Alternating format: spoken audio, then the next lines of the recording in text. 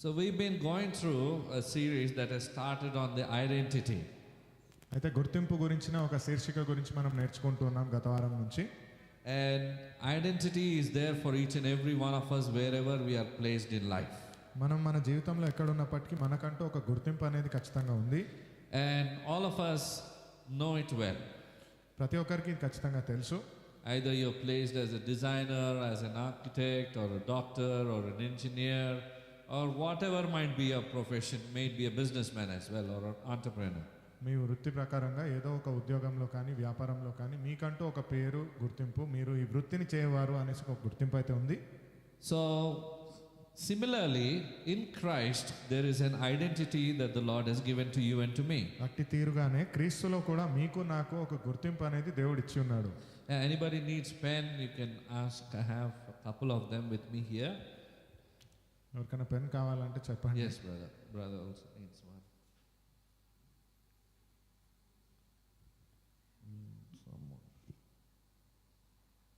Some more are there in case.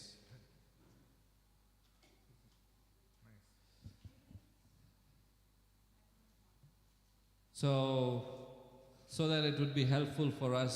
This is not only just to write or something like that and just take the paper, go and keep it off somewhere and forget it. But these notes are for us, that it would help like a reminder to us whenever we go through situations in our life. ఈ రాసే ప్రతి ఒక్క మాట మనకు మన జీవితంలో ఏదైనా పరిస్థితిని ఎదుర్కొన్నప్పుడు ఒక గుర్తింపు తెచ్చే గుర్తులాగా ఉండాలని కోరుతున్నాను. So in our last week we discussed about what it meant to be born again. అయితే గత వారము తిరిగి జన్మించిన అనుభూతి అంటే ఏంటి అని మనం మాట్లాడుకున్నాం. And there were some questions that you had answered.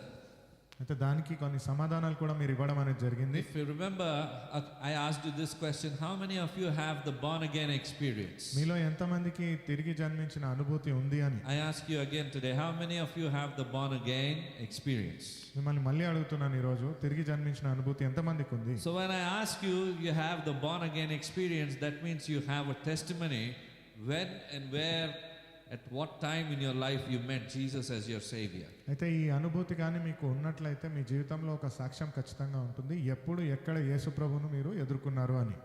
Amen. Brother, you got the sheet? Yes, last week also. Yeah.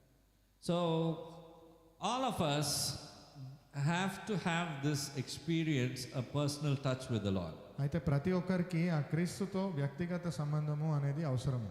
Because many people have the knowledge about Christ, but they don't know Christ personally. అయితే చాలా మందికి క్రీస్తు గురించిన అవగాహన అయితే ఉంది, కానీ వ్యక్తిగతంగా క్రీస్తు అంటే తెలియదు. And a person is known by his fruit, the Bible says. ఒక వ్యక్తి తన ఫలము ప్రకారంగా గుర్తింపును పొందుతాడు అని మనం బైబిల్లో If చదివాము. he or she is a follower of Christ or no. తను లేదా స్త్రీ కానీ పురుషుడు కానీ ఒకవేళ యేసు ప్రభువును వెంబడిస్తున్నారా లేరా. Will increase the volume also. Please. So we discussed about what it meant to be born again.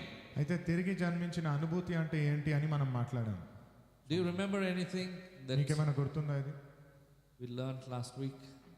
What is, when you're born again, what are the traits that happen in a person? ఎటువంటి సవాళ్ళు ఒక వ్యక్తి ఎదుర్కొంటాడు ఆ సందర్భంలో? Physically, spiritually, you remember?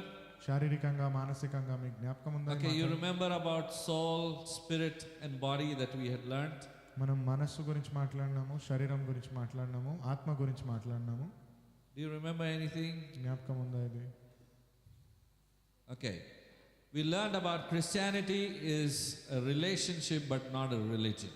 మనం నేర్చుకున్నది క్రైస్తవ్యము అంటే ఒక సంబంధము, ఒక మతం కాదు అని. Religion is man-made. మతం అనేది మనిషి చేసింది, It's not made by God. దేవుడు చేసింది కాదు. It's nowhere written in the Bible. బైబిల్లో ఎక్కడ ఇది So రాయబడలేదు. that's why it's not considered. కాబట్టి దీన్ని మనము ఆలోచనలో తీసుకోము. Amen. We learned from 1 Thessalonians 5:23, and the very God of peace sanctify you wholly, and I pray God your whole spirit and soul and body be preserved blameless unto the coming of our Lord Jesus Christ. Amen. Anybody, if you can read it?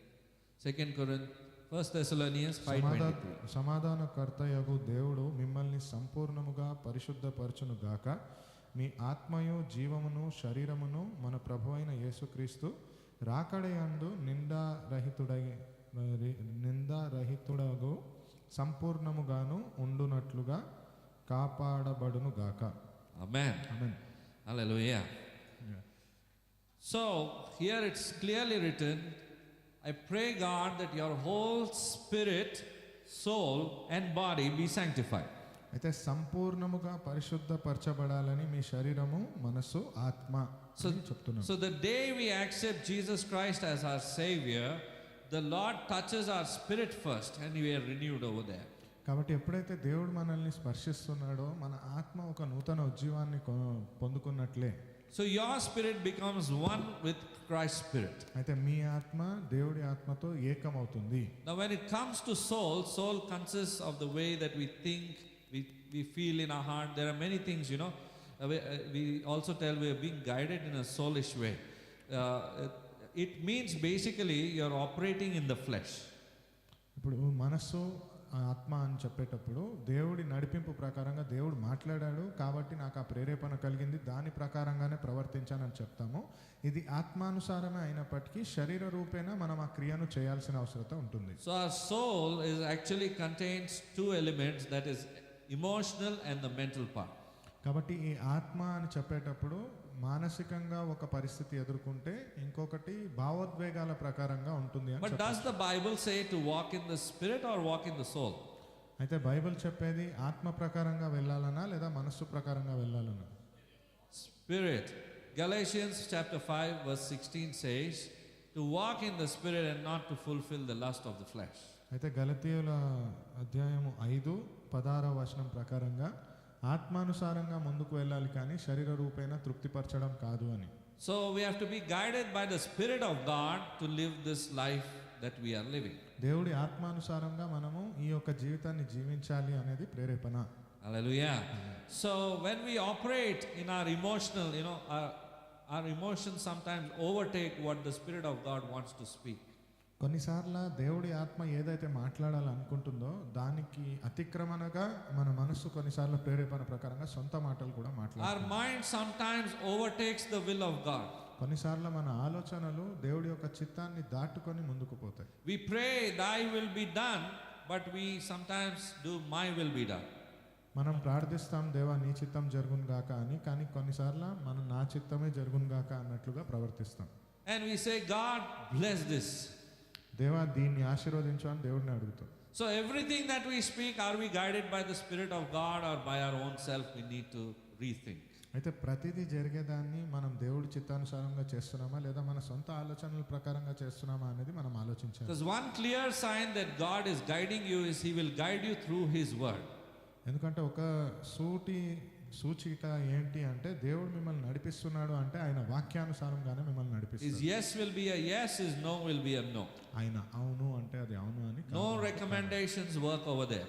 దాంట్లో ఎలాంటి ఒక యజమాయిషి నడవదు.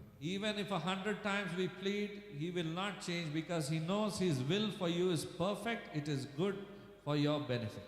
100 సార్లు మీరు అడిగినా కానీ ఆయన ఖచ్చితంగా దానికి జవాబు ఇవ్వడు, ఎందుకంటే ఆయన చిత్తం మీ ప్రకారంగా ఆలోచించి ఉన్నాడు. Amen. The Spirit is the part of us that is changed and it becomes new after salvation. ఆత్మ అనేది మనలో ఉండి ఆ నూతన జీవాన్ని పొందుకున్నప్పుడు మారే ఒక విషయము. So 2 Corinthians chapter 5 verse 17 says, if any man is in Christ, he is a new creature or creation, the Bible says. 2 కొరింథీయుల గ్రంథం 5:17 ప్రకారంగా ఎవడైనను క్రీస్తునందున్న ఎడల వాడు నూతన సృష్టి. Amen. Simple. If you are in Christ, you've accepted Christ as your Savior, you are a new creation. ఎవరైతే యేసుప్రభుని సొంత రక్షకుడిగా అంగీకరిస్తారో వారు ఒక నూతన జీవాన్ని పొందుకున్న వారు అవుతారు. So tell your neighbor, you are a new creation. మీ పొరుగు వారికి చెప్పండి మీరు ఒక నూతన సృష్టి. Amen. Amen. Hallelujah. You are a new creation. మీరు ఒక నూతన సృష్టి. Amen.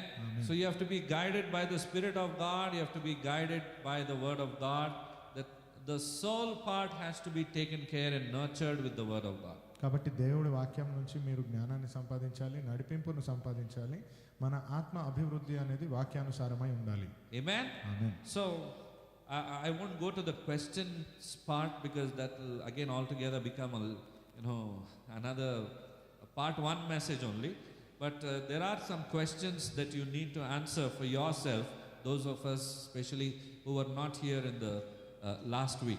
So you have the questionnaire with you, and that's where you need to answer. So it says, you become a new creation and the old things have passed away and everything has become new. So you became totally new on the inside. Your spirit has received life. This spirit was actually trespassing God's word. అయితే మరుపక్కన రాసి ఉన్న విషయాలన్నీ గత వారంలో మనం నేర్చుకున్న విషయాలవి. మీరు revise అయినా చేయవచ్చు, లింక్లో అయినా చూడవచ్చు. ఈ వారం మనం చూస్తున్న ప్రతి ఒక్క విషయము దేవుడు మనతో మాట్లాడుతున్న దానికి నూతన సృష్టిగా మనం చేయబడి ఉన్నాము. పాతవి గతించిపోయాను, అన్ని నూతనమాయను అనే విషయం గురించి. Amen. So the old spirit in us, it was not at all alive actually. అయితే పాత ఆత్మ మనలో ఏదైతే ఉందో అది సజీవంగా లేనే లేదనే చెప్పాలి. We took the example of Adam. He didn't have life. The Lord breathed his spirit upon him and he came to life. Adam గురించి మనం మాట్లాడుకున్నాము. ఆయనకంటూ జీవం లేకుండింది. దేవుడు తన శ్వాసను ఊపిరిగా నింపినప్పుడు తను నూతన ప్రాణాన్ని పొందుకున్నాడు. Similarly, we saw a reference from the New Testament which says that we all have trespassed God's law. అదే తీరుగా నూతన నిబంధనలో కూడా మనం చూస్తున్నాము, దేవుడి యొక్క వాక్యాన్ని మనం అతిక్రమించాము అని కూడా మనం చూస్తున్నాం. So trespassing is nothing but because our spirit is not alive, we are not knowing what we are doing, we are rebelling against God's word and we are going wrong in so many ways and not having the consciousness that I am doing something wrong against God. అతిక్రమణ అని ఇక్కడ చెప్తున్నది దేవుడి వాక్యానికి విరుద్ధంగా వెళ్ళడము. మన సొంత మనస్సు చెప్పిన ప్రతి విషయము దేవుడు నన్ను ఇలా చేయకూడదు అనే ఆజ్ఞను అతిక్రమిస్తున్నట్లే. So when you and I say our spirit has come alive, we will have that consciousness in us that I should not sin against God's word. ఎప్పుడైతే దేవుడి వాక్యం ప్రకారంగా నా ఆత్మ ఒక నూతన జీవాన్ని పొందుకుంది అని అంటున్నామో అప్పుడు మనము దేవుడి వాక్యానికి వ్యతిరేకంగా ఎటువంటి పాపం చేయడానికి we will live a life that is pleasing to God. మనం దేవుడికి మెప్పు పొందే జీవితాన్ని జీవిస్తాం.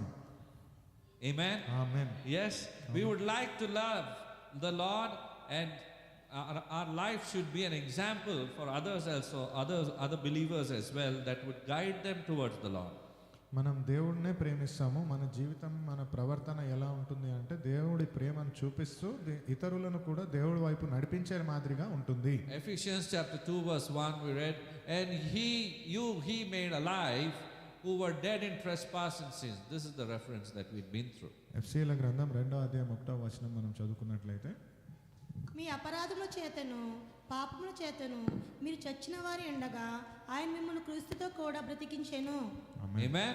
So do you agree now? The word of God is saying that you have been made alive who you were dead, now you're alive. And that is because God breathed the Spirit into you and you have the born again experience.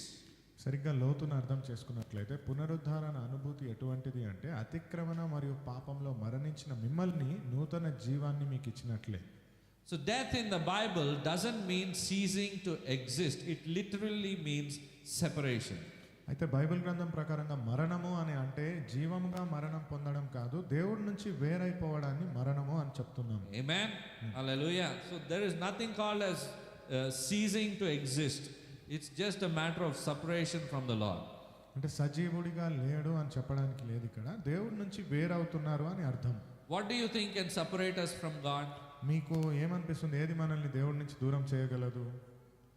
Nothing. That is one part. That is after you being saved.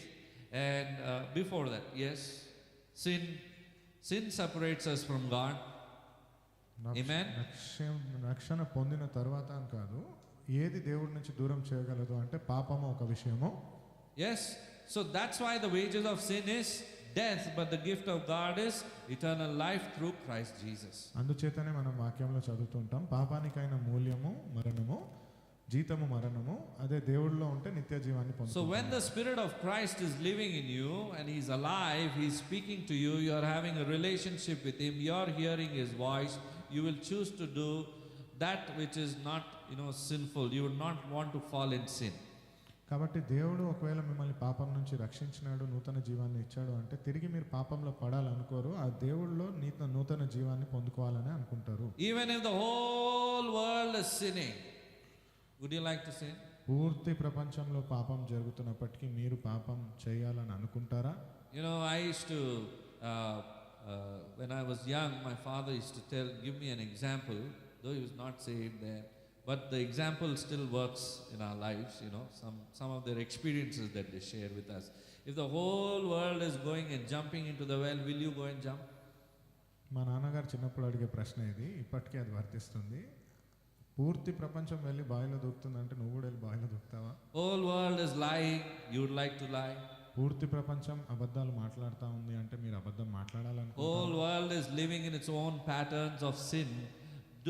Would we like to go and sin like how they are doing? పూర్తి ప్రపంచం పాపంలో ఒక క్రమంగా బ్రతుకుతున్నట్లయితే మీరు వెళ్ళి అలాంటి పాపంలోనే బ్రతకాలని అనుకుంటారా? There is a very subtle and a very thin line. You just can cross the border and you can be on the other side. చాలా సున్నితమైన గీత ఉంటుంది, అది దాటేయడానికి. అది వెంటనే మీరు దాటినట్లయితే ఇంకో మార్గంలో వెళ్ళిపోయారు. That's why you need the helper, and he has provided us the helper so that we won't be able to say, Lord, you didn't guide me, you didn't tell me. The Lord will say, I prompted you, I told you not to do it. He himself is living in you, right? అందుచేతనే మీకు అనిపిస్తుంది, దేవా నేను చేయాలనుకోలేదు, చేయడం నాకు ఇష్టం లేదు అన్నప్పటికీ దేవుడి ప్రేరేపణను మనం సరిగ్గా అర్థం చేసుకోగలగాలి. It's nothing but our soul has overtaken sometimes when we have sinned against God. కొన్నిసార్లు దేవుడికి వ్యతిరేకంగా మనం పాపం చేశాము అంటే మన మనస్సు దేవుడి మాటను అతిక్రమించినట్లే. But you need not beat yourself up for that, need not condemn yourself for that. కానీ దానికి మిమ్మల్ని మీరు శిక్షించాల్సిన అవసరం లేదు, మిమ్మల్ని మీరు చాలా తక్కువగా చూసుకోవాల్సిన అవసరం లేదు. All you need to do is grow out of it. చేయాల్సిందంతా దాని నుంచి బయటికి రావడమే. Tell your neighbor, grow out of it. చెప్పండి మీ పొరుగు వారి నుంచి, దాని నుంచి ఎదగండి. It can be anything, any kind of a thought that you thought is a right thought, but the Lord wants to break that kind of pattern of thinking and He wants you to grow out of it. అది ఎటువంటి విషయమైనా కావచ్చు, ఒక ఆలోచనే కావచ్చు, ఇది విరగ్గొట్టేయాలని మీకు అనిపించి ఉంటే దేవుడు మిమ్మల్ని దాంట్లో నుంచి ఎదిగింపజేస్తాడు. Amen. Victory in the Christian life comes when you are able to look into the Word of God, and which is spirit and life, and see that you are see what God has done and begin to believe it. క్రీస్తులో విజయవంతమైన జీవితము అని అంటున్నట్లయితే లోకంలో కాకుండా వాక్యంలో చూసి ఆత్మలోను మన జీవంలోను దేవుడి వాక్యానుసారంగా దేవుడి చిత్తం ఏదైతే జరగాలనుందో దాన్ని చూసి నిర్వర్తించడము. 1 Corinthians chapter 6 9 to 10 says that. మొదటి కొరింథీయుల గ్రంథం 6వ అధ్యాయం 9. Do you not know that the unrighteous will not inherit the kingdom of God? Do not be deceived. Neither fornicators, nor idolaters, nor adulterers, nor homosexuals, nor sodomites, nor thieves, nor covetous, nor drunkards, nor revilers, nor extortioners will inherit the kingdom of God. అన్యాయస్తులు దేవుని రాజ్యములకు వారసులు కానేరని మీకు తెలియదా? మోసపోకడి, జారులైనను, విగ్రహారాధకులైనను, వ్యభిచారులైనను, ఆడంగదమ్ములైనను, పురుష సంయోగులైనను, దొంగలైనను, లోభులైనను, త్రాగుబోతులైనను, దూషకులైనను, దోచుకుని వారైనను దేవుని రాజ్యమునకు వారసులు కానేరరు. Amen. Amen. So when you look and just ponder on this verse, and we look a little deeper, for example, let's take idolaters. So we generally think people who are worshipping idols, that's one part of it, but there are some idols that even a Christian can have in his heart. ఉదాహరణకు విగ్రహారాధికులు, ఈ వాక్యం అనుసారంగా మనం అనుకుందాం. అన్యులు అయితే కొన్ని విగ్రహాలను పెట్టుకొని పూజిస్తూ ఉంటారు, కానీ క్రైస్తవ్యాన్ని క్రీస్తుని అంగీకరించిన తర్వాత కూడా కొంతమంది కొన్ని విగ్రహ ఆరాధనలుగా కొంతమందిని విగ్రహీకులాగానే చూస్తున్నారు. It can be a person, it can be a thing or anything that takes the place of Christ in your heart. అది ఒక మనిషి కావచ్చు, ఒక వస్తువు కావచ్చు, ఏదైతే క్రీస్తు యొక్క ప్రేమను, క్రీస్తు యొక్క స్థానాన్ని మీ హృదయంలో తీసుకుంటుందో That's called as an idol. అది ఒక విగ్రహము అని చెప్పొచ్చు. Hallelujah. So similarly, there are different topics over there. I think in one or the other slot we fall in.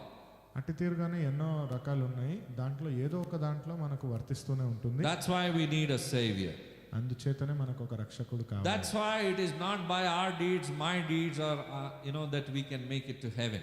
అందుచేతనే మీ క్రియలో నా క్రియల వలన కాదు మనం పరలోకాన్ని పొందుకునేది. So it is solely by what Christ has done on the cross we can make it to heaven. అది పూర్తిగా దానికైన విషయం ఏమిటి, మూల్యం ఎవరు అంటే క్రీస్తు తన ప్రాణాన్ని సిలువ పైన అర్పించడం వలనే. That's what being born again means. అదే మనకు తిరిగి జన్మించిన అనుభూతి. Leaning on completely on what Christ has done and living a life that is worthy and pleasing by His grace, by His guidance, and establishing the kingdom of heaven here on this earth. పూర్తిగా క్రీస్తు పైన ఆధారపడి దేవుడి చిత్తానుసారంగా దేవుడు ఏ పని అయితే చేయమంటున్నాడో అలాగే దేవుడి పైన ఆధారపడి పని చేయడము. Amen. Amen. 1 Corinthians 6:17 says, "But he who is joined to the Lord is one spirit with him." Amen. Amen. Hallelujah. You are one. There is nothing called as separation over here now. ఇక్కడ దేవుడితో మీరు ఏకమై ఉన్నారు, వేరు చేయబడడం అనేది చెప్పబడలేదు. Tell yourself, I am one with Christ. మీకు మీరు చెప్పుకోండి, నేను క్రీస్తులో ఏకమైన వాడిని. Reassure yourself. Tell again, I am one with Christ. తిరిగి చెప్పండి, నేను క్రీస్తుతో ఏకమైన వాడిని. Tell once again, I am one with Christ. నేను క్రీస్తుతో ఏకమైన వాడిని. Do you know what's the meaning of Christ? నీకు తెలుసా క్రీస్తు అంటే అర్థం ఏంటి అని?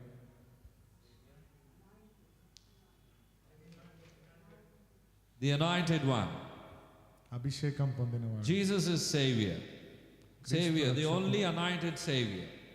క్రీస్తు అభిషేకింపబడిన రక్షకుడు. Hallelujah. So you are anointed by the Lord. కాబట్టి మీరు దేవుడి యొక్క అభిషేకాన్ని పొందుకున్నవారు. Amen. Amen. There is a purpose in your life that you are anointed for. మీ జీవితంలో మీరు అభిషేకం పొందుకున్న దానికి కూడా ఒక ప్రణాళిక ఉంది. Maybe ఉద్దేశం after ఉంది. receiving the presence of God, the anointed presence of God, you're not aware of some things in your relationship with Him, or how you need to live your life according to His will. Not able to do some things but you need to realign yourself now, and you need to get back to Him. దేవుడి యొక్క చిత్తానుసారంగా, దేవుడి యొక్క ప్రణాళిక ప్రకారంగా మీరు చేయాల్సిన పనిని మీరు అనుకున్నది కాకుండా దేవుడి చిత్తం జరుగును గాక అని దాంతో ఏకీభవించడము. So this was part 1 of the message. Now we are in part 2. ఇప్పుడు మనం వినబోయేది రెండో భాగం. ఇప్పటిదాకా మీరు విన్నది మొదటి భాగము. Hallelujah. Praise God. Praise God. So now we move into the questionnaire that you have the sheet with you. Read 1 Corinthians chapter 6 verse 17. అయితే వాక్యం ప్రకారంగా మీకు ఇవ్వబడిన ప్రశ్నపత్రంలో మొదటి అంశాన్ని మనం చదువుదాం. మొదటి కొరింథీయుల గ్రంథం 6వ అధ్యాయం 17వ వచనము. అటువలే ప్రభుతో కలుసుకున్నవాడు ఆయనతో ఏకాత్మయ్య ఉన్నాడు. He that is joined unto the Lord is one spirit. One spirit. Amen. Hallelujah. So what happened to you? అయితే మీకేం జరిగింది? The question asks, what does this verse say happened to us? ప్రశ్న ఏంటి? ఈ వాక్యానుసారంగా మనకేం జరిగిందంటారు?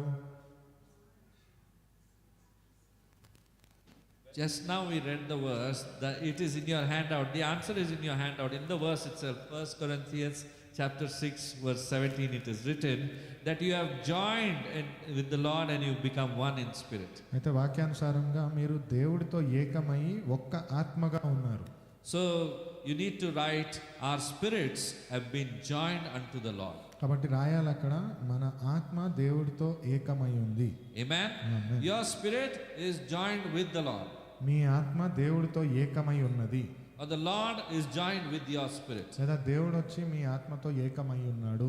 Amen. Amen. If you understand these things, you will have a more clarity about your relationship, what spiritual aspect the Lord has done, what change and a transformation He has brought about in our life. మీకు కానీ ఈ విషయం అర్థమైనట్లయితే దేవుడు మీ జీవితంలో ఎటువంటి మార్పును చేసి ఉన్నాడు, దేవుడు మీ జీవితంలో ఎంతగా జోక్యం చేసుకున్నాడు అనే విషయం మీకు అర్థమవుతుంది. So that we become more fruitful for Him. తద్వారా దేవుడి కోసం అధికముగా ఫలిస్తాం మనం. Amen. Amen. 2 Corinthians chapter 5 verse 17 says, therefore any man be in Christ is a new creature, all things are passed away, behold all things are become new. So we begin to see that we are born again and a total transformation has taken place in our spirits. 2 కొరింథీయుల గ్రంథం 5వ అధ్యాయం 17వ వచనం ప్రకారంగా, కాగా ఎవడైనా క్రీస్తునందున్న ఎడల వాడు నూతన సృష్టి, పాతవి గతించెను, ఇదిగో కృతవాయను. Amen. Amen. So we become a new creature. Total creation has been, inside of your spirit is totally changed now. అంటే నూతన సృష్టిగా మనలో ఉన్నది పూర్తిగా ఉజ్జీవాన్ని పొందుకొని నూతన పరచబడింది. Amen. Amen. We can't perceive it through external things. By your external appearance, you will look the same. భౌతికంగా మనం చూడడానికి అలాగే ఉంటాం, దాన్ని చూసి చెప్పలేము నూతన జీవాన్ని పొందుకున్నామా లేదా అని. Did your family member make out when you were born again? మీరు తిరిగి జన్మించినప్పుడు మీ కుటుంబ Except సభ్యులు those who recognize in the spirit, they will be able to tell that there is a change. ఎవరైతే ఆ ఆత్మలో అభిషేకాన్ని పొందారో వారు మాత్రమే చూసి చెప్పగలరు. But at your very first experience, when you accepted the Lord and when you went back home, nobody will know that you are born again. కానీ ఎప్పుడైతే మీరు దేవుడిని సొంత రక్షకుడిగా అంగీకరించి మీ ఇంటికి మీరు వెళ్ళారో ఎవరికి తెలియదు మీరు ఒక మార్పును పొందుకున్నారని. Hallelujah.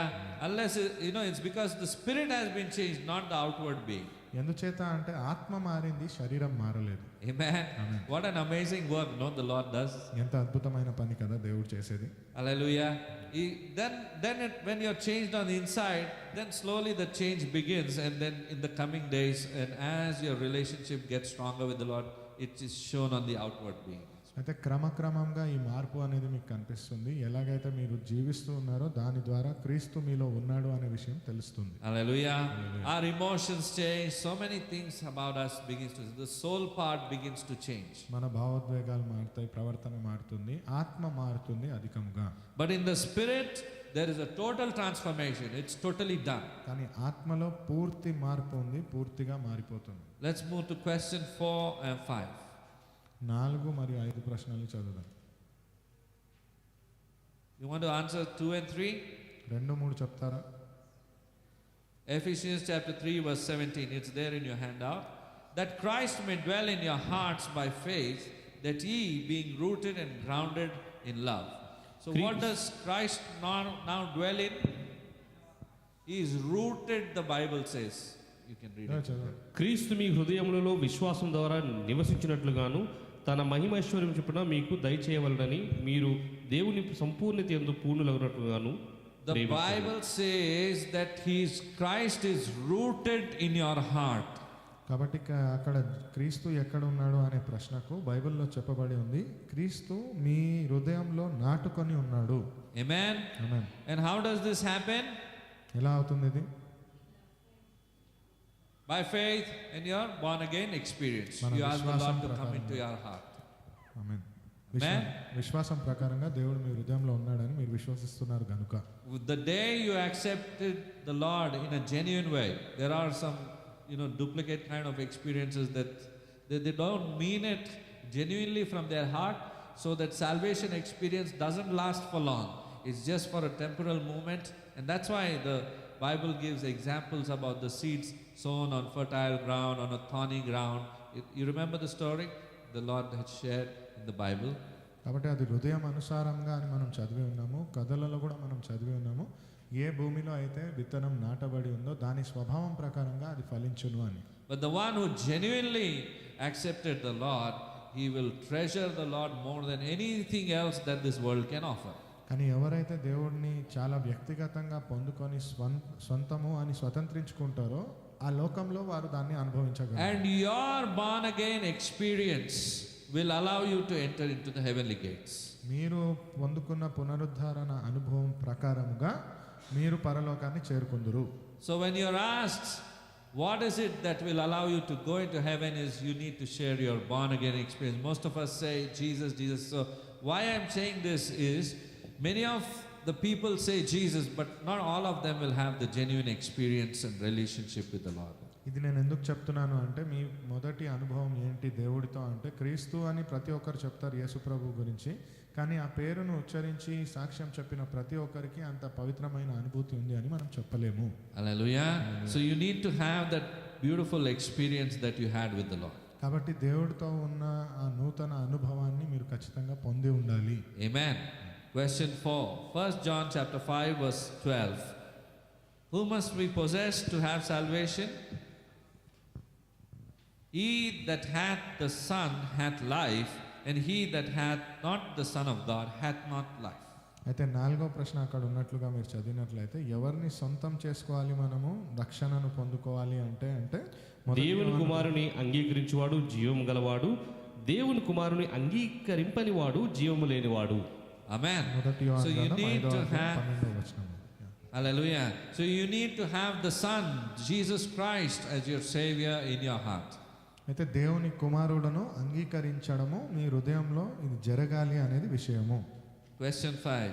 5వ ప్రశ్న Read Colossians chapter 1 verses 26 to 27. కొలొస్సీయుల గ్రంథం మొదటి అధ్యాయము 26 మరియు 27 వచనాల ప్రకారంగా Even the mystery which had been hid from ages and from generations, but now is made manifest to his saints, to whom God would make known what is the riches of the glory of this mystery among the Gentiles, which is Christ in you, the hope of glory. దేవుని వాక్యమును అనగా యుగములలోను తరములలోను మరుగు చేయబడి ఉన్న మర్మమును సంపూర్ణముగా ప్రకటించుటకు మీ నిమిత్తము నాకు అప్పగింపబడిన దేవుని ఏర్పాటు ప్రకారము నేను ఆ సంగమునకు పరిచారకుడినైతిని. అన్యజనులో ఈ మర్మము యొక్క మిహమైశ్వర్యం ఎట్టిదో అది అనగా మీ యందున్న క్రీస్తు మహిమ నిరీక్షణయై ఉన్నాడను సంగతిని దేవుడు తన పరిశుద్ధులకు తెలియపరచకోరి ఇప్పుడు ఆ మర్మమును వారికి బయలుపరచెను. Amen. So this mystery that was hidden for ages and for generations have been known to Gentiles, that is you and me. It is not to the Jews but even passed on to the Gentiles that we came to know about this mystery, that is Christ in us, the hope of glory. That's your answer. Christ in us, the hope of glory. కాబట్టి ఈ మర్మాన్ని మనము యోధుల వల్ల ఎవరి వల్ల కాదు, క్రీస్తు వల్లనే ఆయన వాక్యం వల్లనే మనం తెలుసుకున్నాము. క్రీస్తు ద్వారానే మనము మహిమ కలిగించేటట్లుగా మనం పొందుకొని ఉన్నాము. Amen. Amen. So we have learned through this few scriptures that the things that took place in a person who received Jesus as his Savior. ఇది కానీ మనం సరిగ్గా చూసినట్లయితే ఎవరైతే యేసు ప్రభుని సొంత రక్షకుడిగా అంగీకరిస్తారో వారి జీవితంలో ఇటువంటి క్రియలను ఖచ్చితంగా మనం చూస్తాము. So let's read Ephesians chapter 4 verses 23 to 24. కాబట్టి ఎఫెసీయుల గ్రంథం 4వ అధ్యాయము 23 మరియు 24 వచనాలు. What was created in righteousness and true holiness? ఏం సృష్టింపబడింది నీతిమంతుడి తత్వంలోను నిజమైన పవిత్రతలోను. We'll read it in Ephesians chapter 4 verses 23 and 24. ఎఫెసీయుల గ్రంథం మీ చిత్తవృత్తి యందు నూతన పరచబడిన వారై నీతియు యథార్థమైన భక్తియు గల వారై దేవుని పోలికగా సృష్టింపబడిన నవీన స్వభావమును ధరించుకొనవలెను. Be renewed in the spirit of your mind, and that you put on the new man, which after God is created in righteousness and true holiness. Amen. So it's our new man, our born again spirit that has been renewed in Christ Jesus. That's your answer. Our new man or our born again spirit. ఆ నవీన స్వభావము అని మనం చదువుతున్న పదానికైన అర్థము నూతన పవిత్రతను నూతన నీతిమంతుడి తత్వాన్ని దేవుళ్ళలో క్రీస్తులో మనం ధరించుకున్న వారమై ఉంటాము. So you've been created in righteousness and in true holiness, the Bible is saying. నీతిమంతుడిగాను పవిత్రులుగాను మీరు సృష్టింపబడి ఉన్నారు అని బైబిల్లో మనం చదువుతున్నాం. Amen. So what you and I would love to live our life is a righteous life, have a right standing with God, and a holy life that would be pleasing to Him. కాబట్టి మీరు నేను ఎలాంటి జీవితాన్ని బ్రతకాలి అని అడిగితే దేవుడిని మెప్పు పొందే జీవము పవిత్రంగా బ్రతికే ఒక జీవము. In everything that I say, do, see, hear, everything you would like to live a holy life. నేను చేసింది చూసింది మాట్లాడేది ప్రతి దాంట్లో పవిత్రంగా బ్రతకాలని అనుకుంటాము. Because you know that you are doing something right in the sight of God. ఎందుకంటే మీకు తెలుసు దేవుడి దృష్టిలో ఇది మంచిదే అని. Because you know that this leads to true holiness. Our holiness before the Lord is nothing, but you have a person who's guiding you on the inside of your heart and he's telling you to live a life in true holiness. ఈ ప్రకారంగానే మనకు తెలుసు దేవుడి నడిపింపు ప్రకారంగా మనలో ఉన్న వాడిని పూర్తిగా పరిశుద్ధుడిగా జీవించమని దేవుడు I చెప్తున్నాడు. think it is written in Hebrews chapter 12 verse 14, without holiness no one will see God. హెబ్రీయుల గ్రంథం 12వ అధ్యాయం 14వ వచనంలో రాయబడి ఉందని నేను అనుకుంటున్నాను. ఒకసారి చూడండి. దేవుడి దగ్గర దేవుడి అనుగ్రహాన్ని పొందుకోవాలంటే పరిశుద్ధత లేకపోతే అది అసాధ్యము. అందరితో సమాధానమును పరిశుద్ధత కలిగిండుటకు ప్రయత్నించుడి. పరిశుద్ధత లేకుండా ఎవడను ప్రభువును చూడడు. పరిశుద్ధత లేకుండా ఎవడును ప్రభువును చూడలేడు. So it's so important, you see, the holiness part of your life. You have to live a holy life if you want to really see God in the afterlife or this life as well. అక్కడ పరిశుద్ధత అని చెప్పేది మీ జీవన శైలి. ఒకవేళ ఆ పవిత్రత మీలో లేదు, పరిశుద్ధత లేదు అంటే తదుపరిగా మీ మరణం తర్వాత, జీవం తర్వాత ప్రభువుని చేరుకోలేదు. There might be many people around you who speak about God, who say, I know Jesus, I have the knowledge about Jesus, knowledge about Bible, everything. But personally knowing Him matters. And if you know Him personally, you will want to live a life that is righteous in His sight and live a life that is holy and acceptable in His sight. మీ చుట్టూ ఉన్న వారిలో ఎంతోమంది క్రీస్తు క్రీస్తు అని మాట్లాడుతూ ఉండొచ్చు, కానీ దేవుడి దృష్టి ప్రకారంగా ఆ పవిత్రతను పరిశుద్ధతను పొందుకొని జీవించడమే క్రీస్తులో జీవించడం. So let's look a little deeper. How can I reflect holiness through my life? కాబట్టి ఇంకా లోతుగా ఆలోచిద్దాము. నా జీవితం ద్వారా నేను ఈ పరిశుద్ధతను ఎలా చూపించవచ్చు? What are the things that I can do in my daily life which are in my hands, and I need to resist some things maybe in that. What is it that we can do? నా అనుదిన జీవితంలోనూ నన్ను ఏది చేయాలి, ఏది చేయకూడదు, దాని ద్వారా దేవుడి మహిమను పొందుకునేటట్టు Any options? ఏమన్నా ఉన్నాయా దీంట్లో? Or is just theory based, only meant to read and not to apply? ఇది చేయగలిగిందేనా లేదా మాటల కోసం చదివి వదిలేసి చేయము? Bible is practical. బైబిల్ గ్రంథం Yes. ప్రకారం అన్ని చేయగలిగిన It is applicable to our life, yes. ఇది మన జీవితానికి వర్తిస్తుంది కదా. If you say no, that means you don't have the helper living in you. That's the Holy Spirit. Because He's given you the helper. There is no way we can escape and say, I cannot live a life like how Bible is speaking about, how Jesus is speaking about. You are able to, because the helper is living in the inside of you. ఒకవేళ కాదు అన్నట్లయితే క్రీస్తు చెప్పినట్లుగా నేను బ్రతకలేను, దేవుడికి మెప్పు పొందేటట్టుగా నేను జీవితాన్ని జీవించలేను అన్నట్లే అర్థం. Amen? Hallelujah. So what are the things that I need to do in my daily life? అయితే ఏ పనులను నేను నా అనుదిన జీవితంలో చేయాల్సి ఉంది? Truthfulness. నీతిగా Be ఉండడం, truthful in everything. ప్రతి transparent. విషయంలో నిజాయితీగా ఉండడం, Help poor in need. సహాయం Charity. కోసం అడిగిన వారికి సహాయం చేయడము. Holiness. I'm speaking on holiness. పరిశుద్ధత గురించి నేను మాట్లాడుతున్నాను. To live in peace. సమాధానంగా ఉండడము.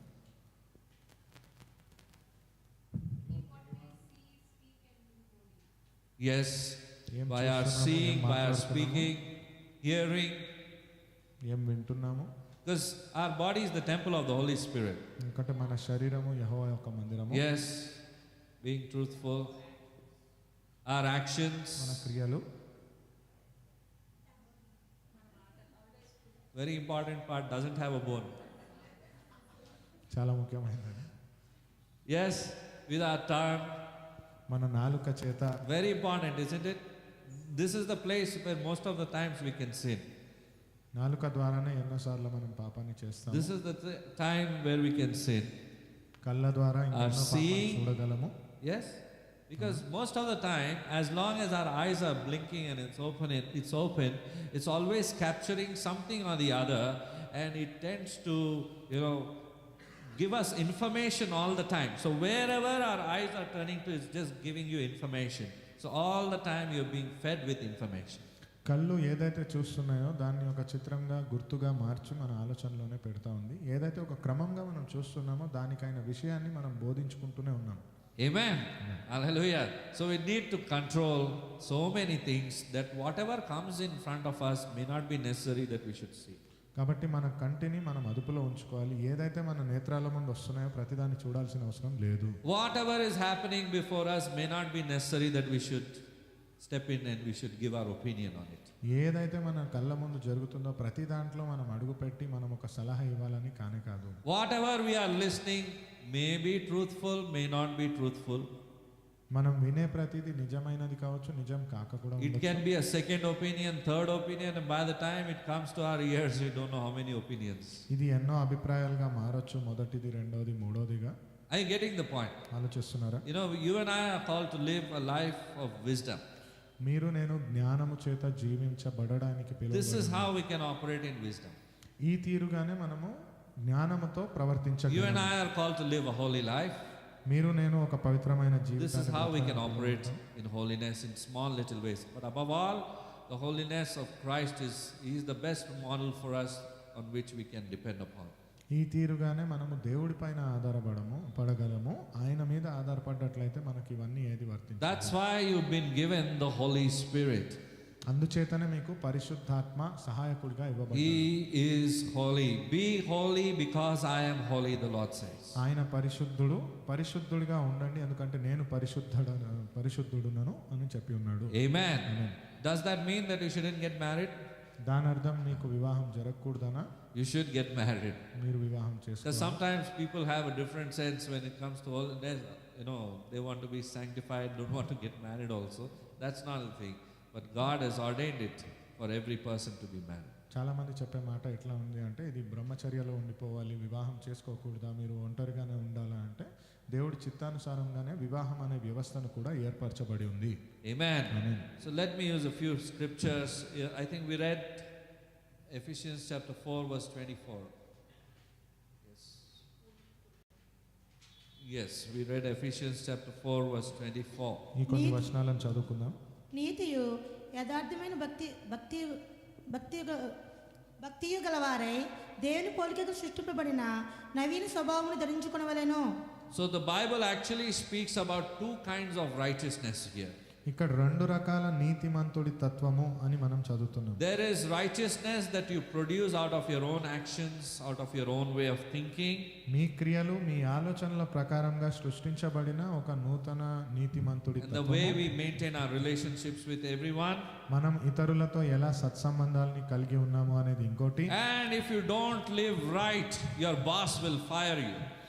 లేదా మీరు సరిగ్గా బ్రతకలేదు అంటే మీ యజమాని మిమ్మల్ని ఉద్యోగం నుంచి తీసేస్తాడని. Your spouse will divorce you.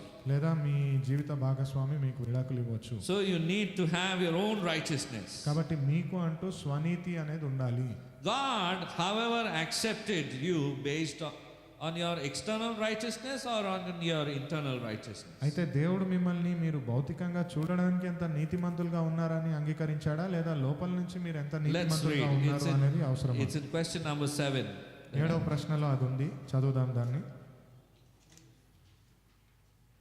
Read 2 Corinthians chapter 5 verse 21. 2 కొరింథీయుల అధ్యాయం 5:21వ వచనం. It says that God the Father made the Son to become sin for us that we might be made the righteousness of God in him. ఎందుకనగా మనం ఆయన యందు దేవుని నీతి అగునట్లు పాపమెరుగని ఆయనను మన కోసము పాపముగా చేసెను. Amen. He became sin that he might come and dwell in us that we might become the righteousness of God.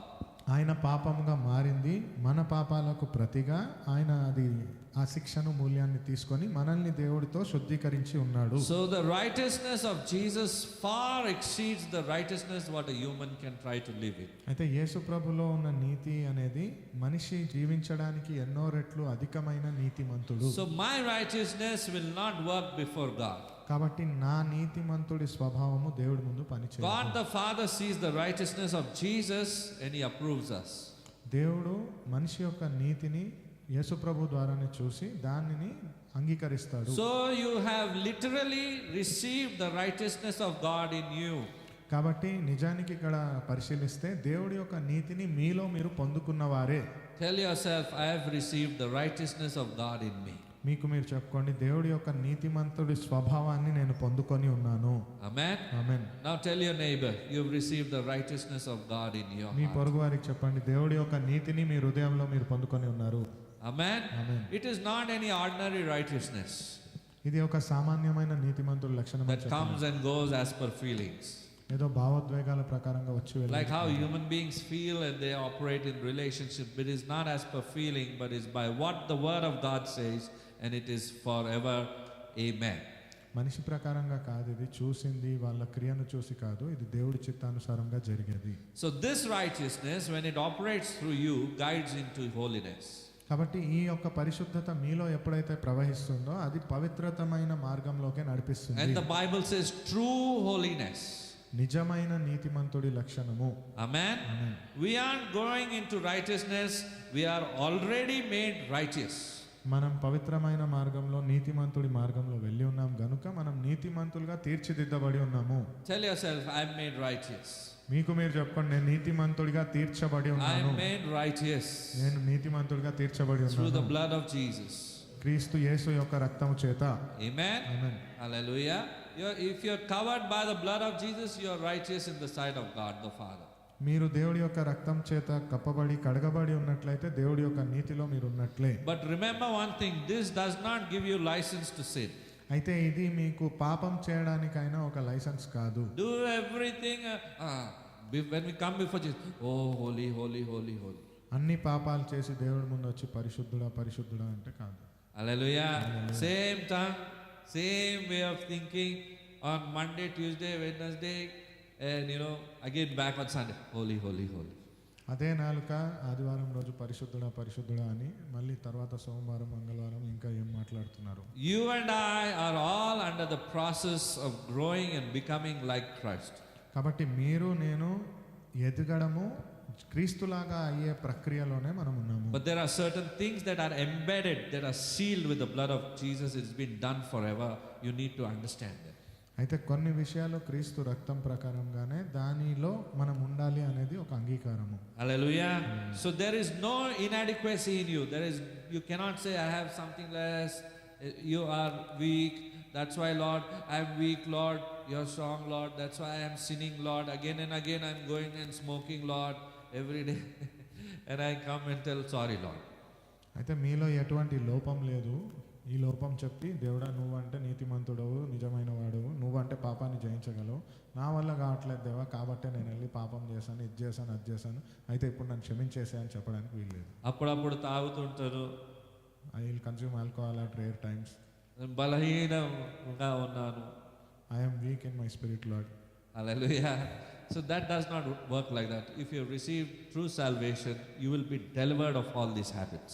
అలాంటి విషయాలు మీరు చెప్పడానికి వీల్లేదు. మీరు కానీ నిజంగా రక్షణను పొందుకున్నట్లయితే ఈ అలవాట్లు వ్యసనాల నుంచి మీరు బయటికి వస్తారు. Because the God whom you serve is a God who speaks the truth, is a righteous God, and He expects everything to be in order.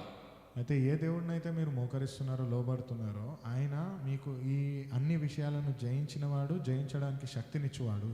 That's why He's given you the spirit of excellence. So whatever you do, that's why we excel in whatever we put our hands to. అందుచేతనే దేవుడు మనము అద్భుతమైన తీరుగా ప్రతి ఒక్క విషయం మనం చేసే దాంట్లో ఫలించేటట్లుగా మనల్ని ఆశీర్వదించి ఉన్నాడు. Amen. Amen. Ephesians chapter 1 verse 13 says that after that ye believed, ye were sealed with that the Holy Spirit of promise. Ephesians 1:13. మీరును సత్యవాక్యమును అనగా మీ రక్షణ సువార్తను విని క్రీస్తునందు విశ్వాసముంచి వాగ్దానం చేయబడిన ఆత్మ చేత ముద్రింపబడితిరి. Amen. So your seal, that means your forehead is sealed with the Holy Spirit of promise. అయితే మీకు ఒక ముద్రింపబడి ఉంది అని చెప్తున్నప్పుడు ఆత్మ చేత మీ నుదుటి పైన దేవుడి యొక్క ముద్ర ఉన్నట్లే. Are you understanding what are the changes that are taking place in you? మీకు This is the born again experience we are talking about. మీకు అర్థమవుతుందా మీలో ఎన్ని మార్పులు జరుగుతున్నాయో? ఇది తిరిగి జన్మించిన అనుభూతి గురించి. Immediately your kingdom has been changed. వెంటనే మీ రాజ్యం కూడా మారిపోయినట్లే అక్కడ. Amen. You were walking on the broad way, I was walking on the broad way, we moved on to the narrow way. మనము అందరం వెళ్ళే ఒక విశాలమైన మార్గంలో నడిచేవారము, ఇప్పుడేమో ఇరుకైన మార్గంలో నడుస్తున్నాము. That's why we face so much pressure. అందుచేతనే అంత ఒత్తిడికి గురి అవుతాం. But some people work well under pressure. కానీ కొంతమంది అలాంటి ఒత్తిడిలో కూడా బాగా పనిచేస్తారు. Hallelujah. So we are called because greater responsibility is there upon us. ఎందుకంటే అక్కడ మన మీద ఉన్న బాధ్యత కూడా అలాంటిదే. And the Spirit of God also is there to strengthen you, to encourage you and to make you walk in this way. దేవుడి యొక్క ఆత్మ కూడా మీకు సహాయం చేసి మిమ్మల్ని ప్రోత్సహించి ఈ మార్గంలో నడిపించడానికే ఉంది. Though the deceiver might come in this journey and try to deceive us and take us to another route. అరే ఇక్కడ చూడు ఇది మంచిగా అనిపిస్తుంది, ఈ దారి షార్ట్ కట్ ఉంది కదా, ఇక్కడ డైరెక్ట్ వెళ్ళిపోవచ్చు పరలోకానికి ఇట్లనే. అందుచేతనే అపవాది కూడా మనల్ని ప్రయత్నించి ఈ మార్గం సరళమైనది అని చెప్పొచ్చు. This way looks easier, come let's go by this way. So there will be many deceptions like this the enemy tries to put in our life. ఇలా ఎన్నో తప్పుదారి పట్టించే ప్రయత్నము అపవాది మన జీవితంలో చేస్తూనే ఉంటాడు. But those who walk in the discipline of Christ, they will know what exactly is the way that leads to heaven. కానీ ఎవరైతే క్రీస్తు యొక్క క్రమశిక్షణలో నడుస్తూ ఉంటారో వారికి తెలుసు పరలోకంకి చేరాల్సిన మార్గం ఏమిటి అని. Amen. Because we are his workmanship, the Bible says, Ephesians chapter 2 verse 10. ఎందుకంటే దేవుడి చేతి క్రియ పనులం మనము అని ఎఫెసీల గ్రంథం రెండవ అధ్యాయం 10వ వచనం ప్రకారం చెప్పబడి ఉంది. You are the workmanship of God, created in Christ Jesus to do good works. మీరు దేవుడి చేతి పని. somebody can read that brother. ఎఫెసీల గ్రంథం మరియు వాటి యందు మనం నడుచుకోవాలని దేవుడు ముందుగా సిద్ధపరిచిన సత్క్రియలు చేయుటకే మనము క్రీస్తు యేసునందు సృష్టింపబడిన వారమై ఆయన చేసిన పని అయి ఉన్నాము. Amen. Amen. You are the workmanship of Christ. దేవుడి చేత పని చేయబడ్డవారు, దేవుడి చేత సృష్టించబడిన వారు. Tell yourself, I am the workmanship of Christ. దేవుడి చేతి పనిని నేను అని చెప్పండి. Did Christ create you imperfect? మిమ్మల్ని ఏదో లోపంతో దేవుడు సృష్టించాడా? You're perfect, you're beautiful, you're smart, everything is there in you, there is no inadequacy in you. Christ is the one who is all sufficient for you. మీరు పరిపూర్ణమైన వారు, సమర్థులు, అందంగా ఉన్నవారు, సృజింపబడి సృష్టిలో దేవుడు సర్వ సమస్తాన్ని మీలో ఉంచి ఉన్నాడు. Amen. Amen. That's why there is no sin found in you because of the blood of Jesus. అందుచేతనే యేసుక్రీస్తు రక్తం ద్వారా మీలో పాపం అనేది కనిపించదు. Imagine you're moving ahead to that destination where there is no inadequacy, there is no place for sin in that land. ఊహించుకోండి, మీరు ఏ మార్గంకు వెళ్తున్నారు అంటే అక్కడ లోపము లేదు, పాపము లేదు. That's why it's important for you and me to live a life that is sinless. అందుచేతనే మీరు నేను పాపరహితమైన జీవితాన్ని జీవించాల్సిన అవసరం ఉంది. Because you and I are the citizen of heaven. ఎందుకంటే మీరు నేను పరలోక రాజ్యంకి పౌరులము. People of this world, they will want to live, sometimes in 2 boats also they put their legs and they live. ఈ లోకంలో ఉన్న వారిని చూసినట్లయితే ఎలాగైనా బ్రతకాలనుకుంటారు. కొన్నిసార్లు 2 పడవలలో కాలేసి కూడా ప్రయాణం చేస్తారు. Hey, Yeshu Masih ki jai bolte ek din. ఒకరోజు యేసుక్రీస్తుకే జై అని చెప్తారు, The other day something else jai. ఇంకో రోజు ఇంకా దేనికో జై అని చెప్తుంటారు. But we live here on the planet Earth to glorify the name of Jesus Christ. కానీ ఈ భూలోకంలో మనం జీవించేది దేవుడి నామానికి, క్రీస్తు యేసు నామానికి మహిమ తేవడానికి. Because you're guided by the spirit of life. ఎందుకంటే జీవం కలిగిన ఆత్మ చేత నడిపింపు పొందిన వారు. When you speak, there will be life. ఎప్పుడైతే మీరు మాట్లాడతారో అక్కడ జీవం ఉంటుంది. Life eternal. నిత్య జీవము. Amen. Amen. That's what God has called us for. అందుచేతే దేవుడు మనల్ని పిలిచి ఉన్నాడు. Amen. Amen. Some of you may think, well, when I first believed on the Lord, I did believe.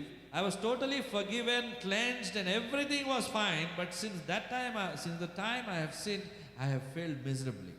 అయితే ఎప్పుడైతే మీరు దేవుడిలో ఉన్నానో నేను సరిగ్గానే ఉన్నాను, కానీ కొంచెం తప్పుదారి తప్పంగానే నేను అక్కడి నుంచి నాశనం అయిపోయాను, ఓడిపోయాను అని. Not only I failed God also. నేను ఇక్కడ ఓడిపోవడం మాత్రమే కాదు, దేవుడిని కూడా ఓటమి పాలు చేశాను. If you did, you failed in your actions, in your mental and emotional part, but your spirit did not sin. ఒకవేళ మీరు శారీరకంగా కానీ మానసికంగా ఇక్కడ ఏదైనా భావోద్వేగాల వలన ఏదైనా తప్పుదారిలో వెళ్ళినట్లయితే మీ ఆత్మ పాపము చేయనట్లే. Are you getting it? మీకు ఇది అర్థమవుతుందా? Your spirit did not sin. It is your soul that sinned against God. మీ ఆత్మ కాదు ఇక్కడ పాపం చేసింది, మీ మనస్సు దేవుడికి వ్యతిరేకంగా పాపం చేసింది. You remember we just learned from the scriptures that you are one with Christ. ఇందాకే మనం చదువుకున్నాము, మీరు యేసులో క్రీస్తులో ఏకమైన వారు అని. So your spirit is sinless. కాబట్టి మీ ఆత్మ పాపరహితమైనది. But it is the soul that prompted you, tempted you to do it. ఎప్పుడైతే మీ ఆత్మ, మీ మనస్సు ప్రేరేపించి ఈ పాపాన్ని చేయాలని ప్రేరేపించి. You remember we just read the scripture that God has sealed you. You are the workmanship of God and God has sealed you with the Holy Spirit. ఇందాకే మనం చదివినట్లుగా దేవుడి చేతి క్రియ మీరు, దేవుడు మీ నుదుట ఒక ముద్రను వేసి ఉన్నాడు అని. So when you were born again, you received a new spirit. కాబట్టి మీరు తిరిగి జన్మించినట్లయితే ఒక నూతన ఆత్మను మీరు So పొందుకుంటారు. sin does not penetrate through your spirit. ఆ ఆత్మలో పాపం అనేది పని చేయదు. You have a totally new identity. మీకు ఒక నూతన గుర్తింపు అనేది ఖచ్చితంగా ఉంటుంది. Hallelujah. You have a relationship with God. దేవుడితో సత్సంబంధం కలిగి ఉంటారు. You have a fellowship with Him. దేవుడితో ఒక అనుబంధాన్ని కలిగి ఉంటారు మీరు. You worship Him based on who you are in your spirit, not in your flesh. మీరు ఆయనని ఆరాధించేది ఆత్మలో మీరు దేవుడితో ఎలా ఉన్నారన్న ప్రకారంగా ఆరాధిస్తారు, మీ శారీరకంగా ఎలా ఉన్నారని కాదు. If I can ask you a question, who you are in Christ, what would your answer be? ఒకవేళ మిమ్మల్ని నేను ప్రశ్నించి క్రీస్తులో మీరు ఎవరు అంటే మీ సమాధానం ఏమై ఉంటుంది? His workmanship, దేవుడి యొక్క పని, new creation, దేవుడి సృజించినాడు నన్ను, born again experience, తిరిగి జన్మించిన అనుభూతి. and brother, you share. You're a disciple of the Lord, క్రీస్తు యొక్క శిష్యులం మేము, దేవుడి యొక్క Children of బిడ్డలం God. మేము, సంతానాన్ని sealed with the Spirit of God. ఆత్మలో మనం See, నింపబడిన వారము. you just listen to the answers that are coming. Is the Spirit of God speaking? ఈ సమాధానాలు మీరు సరిగ్గా విన్నట్లయితే దేవుడి ఆత్మే మాట్లాడుతుంది అంటారా కాదా? You are speaking about the identity that you have in Christ Jesus. మీరు మాట్లాడేదే దేవుడిలో మీకున్న గుర్తింపు ఏమిటి అనే విషయం పట్లనే. Amen? Amen. You are a legal heir in Christ. క్రీస్తులో ఒక వారసులు మీరు. Amen? He is your father, you are his clay. మీరు ఆయన కుమ్మరి అయితే ఆయన బంకమట్టి మీరు. Nothing can separate you from the love of Christ. దేవుడి ప్రేమ నుంచి మిమ్మల్ని ఏది దూరం చేయలేదు. Amen. So this is your spirit that is operating. ఇది మీ ఆత్మ పని చేస్తున్న పని. So based on your identity, you are worshiping God. కాబట్టి మీ గుర్తింపు ప్రకారంగా మీరు దేవుడిని ఆరాధిస్తున్నారు. Not based on what my brother thinks of me, or what my sister is thinking of me, or I am thinking of the sister, or I am thinking about the brother. నా పొరుగువారి గురించి నేనేం ఆలోచిస్తున్నాను, నా గురించి నా పొరుగువారు ఏం ఆలోచిస్తున్నారు అనే విషయం వలన ఇందులో ఎలాంటి ప్రభావం కలగదు. It should not affect your worship. అది మీ ఆరాధనను ప్రభావితం చేయకూడదు. Because when your worship, I'll tell you the spiritual aspect, when your worship for your God gets affected, your worship does not go to God, then whom does it go? There are only two masters. కాబట్టి మీ ఆరాధన కానీ దేవుడికి వెళ్ళట్లేదు అంటే మరి ఈ ఆరాధన ఎవరికి వెళ్తున్నట్టు? ఇద్దరు యజమానులు అయితే ఇక్కడ లేరు కదా. So who is being affected? అయితే దీని ప్రభావం ఎవరిపైన? My worship, my master also changes. నేను దేన్నైతే ఆరాధిస్తున్నానో దాని ప్రకారంగా నా యజమాని కూడా మారినట్లే కదా. The other master is very cruel. He does not ask any permissions. He'll take over your life and he'll put you into confusions and turmoil, and then the downtrend happens. ఇంకో యజమాని చాలా క్రూరుడు, మీ అనుమతి తీసుకొని చేయడు, ఏదైతే ఉందో దాన్ని తీసుకొని దాని ముందుకు తీసుకెళ్తూనే ఉంటాడు. And depression వచ్చేసింది. Oh I got depression. Anti depression pill వేసుకుంటారు. Let me take an anti depression pill. It will put you off to sleep. And then ఆ తర్వాత మీరు నిద్రపోతారు. Again you get up, you'll see the same face. మళ్ళీ మీరు లేచినట్లయితే తిరిగి అదే ముఖం. మళ్ళా అదే డిప్రెషన్ వస్తుంది. Again you will face the same. That is not the way to get delivered. అది కాదు మీరు. This is the way to get delivered. ఈ మార్గమున మీరు Know your identity first. దేవుడు What you are created for. దేవుడిలో మీ గుర్తింపు ఏంటి, దేనికోసం మీరు చేయబడి ఉన్నారో గుర్తించండి. Live your life for him. That will make some sense. దేవుడి కోసం జీవించండి, దాంట్లో ఒక అర్థం ఉంది. Live with a purpose. ఒక ప్రణాళికను కలిగి Don't live a confused life. అయోమయంలో జీవించకండి. Amen. God has shown you the way. He's given you the manual. He's given you the helper. He's given you. He's sealed you. It is said and done. Your spirit is undefiled because of what Christ has done on the cross. దేవుడు మీకు సహాయం చేయువాడు, దేవుడు మీకోసమై ఒక ప్రణాళికను సిద్ధపరచున్నవాడు, మీరు ఎలా బ్రతకాలనే మార్గదర్శకాన్ని ఇచ్చినవాడు, దాని ప్రకారంగా మీరు బ్రతకాలి. Hallelujah. So that is the spirit part of you, and to have fellowship with God, to worship him in spirit and in truth, you have to stand in this identity, that what you have in Christ. ఆ తీరుగానే మీకున్న గుర్తింపు ప్రకారంగా క్రీస్తులో మీరు నిలబడగలగాలి, దేవుడి చిత్తం ప్రకారం మీరు బ్రతకగలగాలి, దేవుడిని ఆరాధించగలగాలి, తద్వారా క్రీస్తులో మీకంటూ ఒక గుర్తింపు నిలబడుతుంది. Now one question to you. ఇప్పుడు మీకు ఒక ప్రశ్న. Now in which season are we?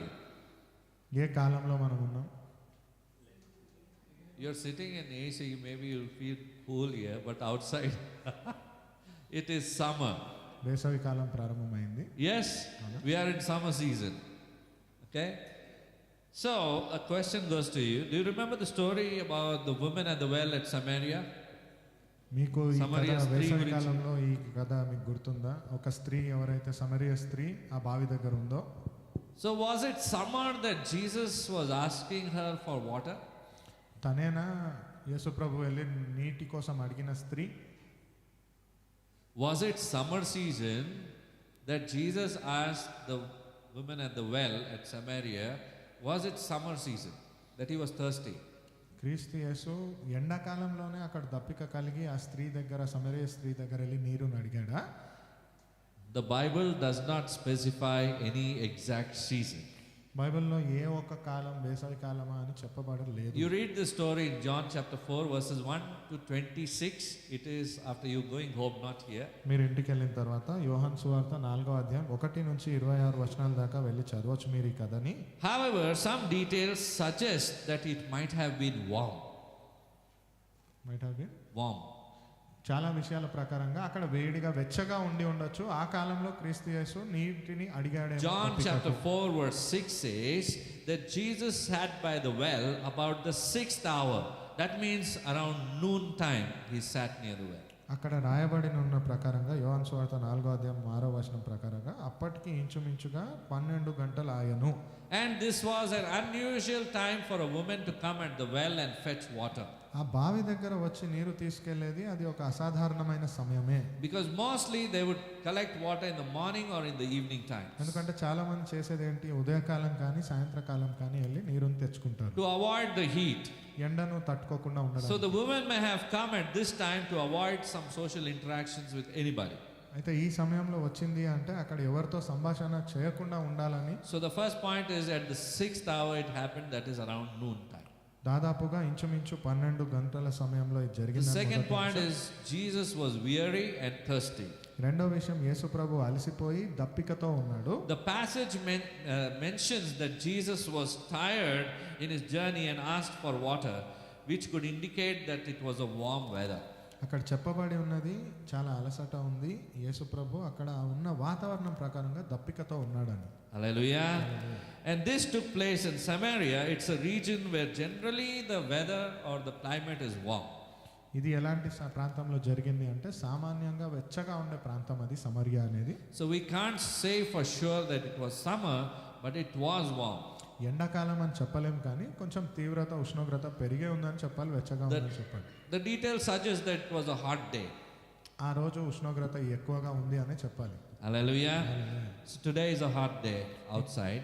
ఈ రోజు కూడా బయట వెళ్తే ఉష్ణోగ్రత బాగా ఎక్కువగానే ఉంది. Jesus is here on the inside. యేసు ప్రభు ఇక్కడ ఉన్నాడు లోపల. And what did he come and ask the Samaritan woman? ఈ సమరియా స్త్రీని అడిగిన ప్రశ్న ఏంటి? He wanted water. ఆయనకేం కావాల్సి ఉంది? నీరు. Hallelujah. We might think we can offer so many things with our life to Jesus. I can do this for Jesus, I can do this for Lord, and I can. But Jesus, what did he tell the Samaritan woman? If you would only know who I am, he's the one who offers the living waters. మనకు అనిపిస్తుంది ఇది మనలో ఒకవేళ జీవం ఉన్నట్లయితే చేయొచ్చు అని. యేసు ప్రభు అక్కడ వచ్చి అడిగినది నీరు మాత్రమే కాదు, ఆయన నీటి ధార వలె జీవాన్ని ఇచ్చువాడు. Today you and I need to realize that we are here in the presence of our Savior who offers us living waters, the Spirit of God. ఆయన జీవనదిని ప్రవహించగలిగిన వాడు, మీరు నేను ఇది కలిగి నిత్యానికి దాహాన్ని తీర్చగలిగిన దేవుడు ఆయన అని గ్రహించాలి. Hallelujah. You and I need the helper. మీకు నాకు ఆ సహాయకుడు కావాలి. You and I need the anointing of the Spirit of God. మీకు నాకు ఆ పరిశుద్ధాత్మ యొక్క అభిషేకం అవసరము. Without the help of the Holy Spirit, everything that we do would be in vain. ఆ పరిశుద్ధాత్మ సహాయం గనుక లేకపోతే ఏది చేసినా అది వ్యర్థమే. That's why you and I are saved. అందుచేతనే మీరు నేను రక్షింపబడిన You and I are sealed with the Spirit of God. మీరు నేను యేసు ప్రభు రక్తము చేత కప్పబడిన వారు. Your spirit, my spirit, our spirits have been renewed in His presence.